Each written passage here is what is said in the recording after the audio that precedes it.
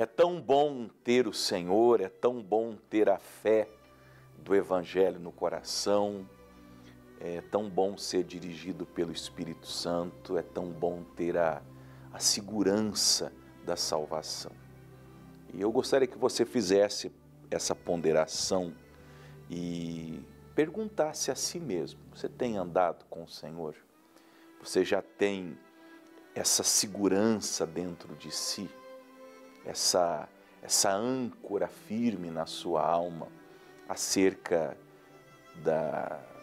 do seu destino eterno mesmo, saber se você é de Deus, se você anda com Deus, se você vive com Deus, se você está seguro na presença de Deus.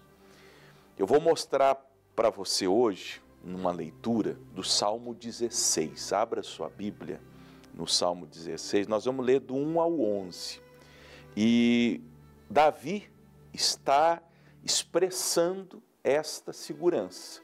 Salmos, capítulo 16, do verso 1 até o verso 11, nós temos essa confiança, nós temos essa felicidade, essa certeza da vida eterna, esse saber interior de que com Deus, tanto nesta quanto na outra vida, tudo ficará bem. E não há o que temer, nem a morte, nem o porvir, nem as incertezas do amanhã.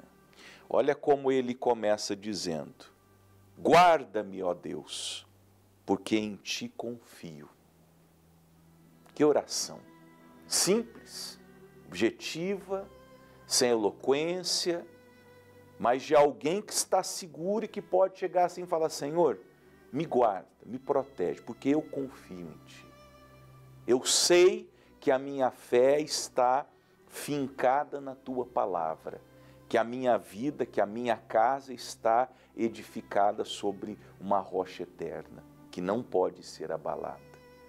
E um homem que diz guarda-me, ele pode pedir salva-me, ele pode pedir prospera-me, ele pode dizer cura-me. Por quê? Porque ele confia em Deus. Não é brincadeira. A relação dele com Deus, com o Evangelho, com a graça, as idas dele à igreja, por isso que ele dizia: alegrei-me quando me disseram, vamos à casa do Senhor. Por isso que ele escreveu que ele seria satisfeito com a bondade do templo da casa do Senhor. Que não era brincadeira, não era uma coisa da boca para fora. A vida espiritual dele não era levada como quem leva a religião. Sabe aquela pessoa que vai no culto ou na missa no domingo e vai com má vontade, vai de qualquer maneira, aí no final assim, diz: eu cumpri meu compromisso. Já ouviu isso? Você possivelmente fala isso às vezes: cumpri meu compromisso com Deus.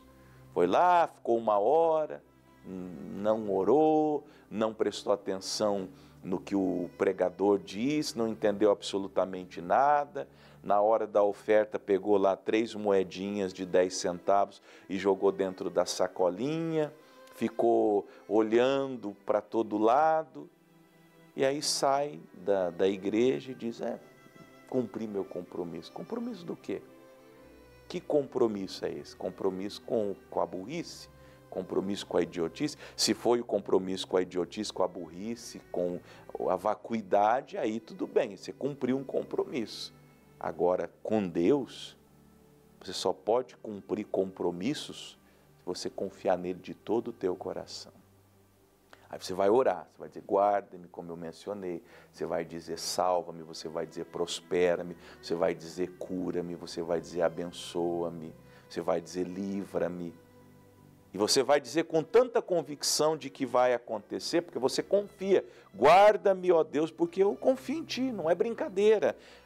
A minha alma disse ao Senhor, veja que é das entranhas dele.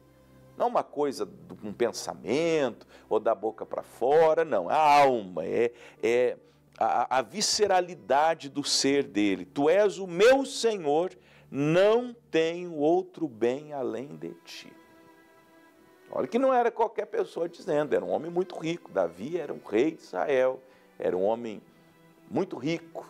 economicamente falando, era um homem muito poderoso, politicamente falando, mas ele colocava tudo na balança, os bens, o poder, a trajetória dele, porque não é para qualquer um a vida que Davi viveu, o nome dele, a Bíblia diz que o nome dele era temido em todas as nações ao redor de Israel, ninguém se metia com Davi, porque ele era muito celebrado, seu nome era muito importante e temido. Mas ele punha tudo numa balança e dizia: o meu bem verdadeiro é o Senhor. E dizia: não tenho outro bem além de ti. Meu dinheiro não se compara, minha riqueza não se compara, o meu poder não se compara, a minha fama não se compara. Tudo, a exemplo de Paulo, lá em Filipenses capítulo 3, tudo é esterco, tudo é monturo comparado com o conhecimento de Deus. Não tem outro bem além de ti. E com autoridade, ele abria a boca e dizia aos santos que estão na terra e aos ilustres em quem está todo o meu prazer. 2 pontos. O que ele dizia? As dores se multiplicarão àqueles que fazem oferendas a outro Deus. Eu não oferecerei as suas libações de sangue, nem tomarei o seu nome nos meus lábios. Ele até pregava, falava: olha, gente, eu sirvo o Deus Criador, o Deus verdadeiro, o Deus que criou os céus, a terra, os mares e tudo que neles há, o Deus e Pai de nosso Senhor e Salvador Jesus Cristo, o Deus da antiga aliança, Deus de Abraão, de Isaque, de Jacó, de Moisés. E se vocês oferecerem sacrifícios a outros deuses, se vocês se devotarem a outros deuses, vocês farão mal. Sirvam o Deus verdadeiro. Não se deem a outras divindades, não se consagrem a outras divindades, a deuses que não são deuses, somente ao Criador. O Senhor é a porção da minha herança e o meu cálice. Tu sustentas a minha sorte. As linhas caem-me em lugares deliciosos. Sim, coube-me uma formosa herança. Ele percebeu uma das grandes lições das Escrituras: tudo contribui para o bem daqueles que amam a Deus. Às vezes aquilo que é aparentemente a nossa derrota é a nossa grande vitória. As lutas que nós enfrentamos são, na verdade, a preparação para coisas grandes que Deus quer fazer nas nossas vidas. O caso de Davi foi esse. Imagine a primeira vez que ele, tendo cuidado das ovelhas, apareceu o leão. Será que ele não questionou Deus? Oh, meu Deus, por que isso aconteceu? Ele foi, venceu o leão. Foi lá, tomou a ovelha da boca do leão. A Bíblia diz que ele rasgou a boca do leão. No outro dia foi um urso. Até que um dia ele chega no arraial de Israel e ele vê o rei Saul e os soldados acovardados diante do gigante Golias. Ele falou: opa, pera lá, eu já venci o leão mais forte do que eu, já venci o urso mais forte do que eu, porque um animal desses é muito mais forte, é 10, 20, 100 vezes mais forte que um ser humano. Então ele pensou: se Deus me fez vencer o leão e o urso, com a força dele, com o poder dele, vai me fazer vencer o Golias. E fez. Ele entendeu que as lutas, as adversidades eram, na verdade, preparação para ele chegar a ser a pessoa que ele foi. Escreve isso nas tábuas do teu coração. O meu caminho me prepara para o lugar onde Deus me levará. O teu caminho. O teu caminho é a tua preparação. Por isso que você não deve pular as etapas. Você não deve fugir do que Deus permite acontecer na sua vida. Porque toda vez que você foge, é como aquele aluno que não vai a semana inteira na aula. Vamos dizer que vai ter uma prova no final do mês e a professora ou o professor vão aplicar um conteúdo. Não falta, eles falam, não faltem nessas 2 semanas, porque eu vou aplicar o conteúdo da prova. A prova vai ser no final do mês. Aí você falta. No dia que você chegar na prova, você vai ler lá uma questão, você fala, mas eu nunca vi esse conteúdo. Não viu, mas você não foi na aula. Você se privou da aula. É o que acontece quando você se priva de algumas coisas que Deus põe no teu caminho. Aí toda vez, pensa comigo, olha se não é o teu caso, toda vez que vem uma dificuldade, você se acovarda e recua. Você não enfrenta, você não encara, você não vai adiante. Na hora que você precisar mesmo da capacitação que viria se você tivesse enfrentado, aí você não conseguirá. Davi entendeu, as linhas caem em lugares deliciosos. Sim, coube-me uma formosa herança. Então, se Deus está me mandando nessa direção, Ele sabe o que está fazendo. Os antigos diziam, o André ouvia isso da mãe dele, Deus não dá o frio mais do que o cobertor.